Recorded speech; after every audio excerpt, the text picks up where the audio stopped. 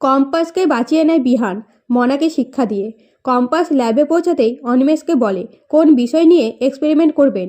তখন অনিমেষ বলে এমন একটা প্রেশার মাপার মেশিন আবিষ্কার করতে চাইছি যেটার সাহায্যে প্রেশার সংক্রান্ত কোনো প্রবলেম হওয়ার আগেই জানিয়ে দেবে। তবে তার আগে কিছু নিয়ম সম্পূর্ণ করতে হবে। এই বলে কম্পাসকে না জানিয়ে বন্ডে সই করিয়ে নেয়।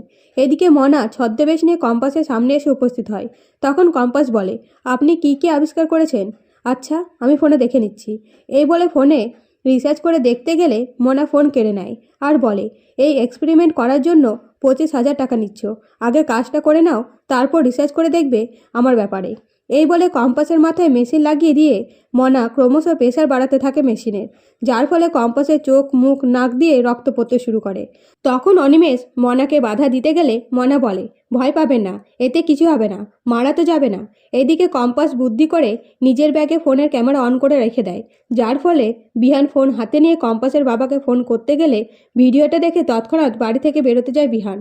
তখন ঋতুজা বলে কি হয়েছে? তখন বিহান ভিডিও দেখাতেই ঋতুজা বিহানের সাথে কম্পাসকে বাঁচাতে যায়। এমনকি ভিডিওতে বুঝতে পারে রিসার্চ ল্যাবে কম্পাস আছে।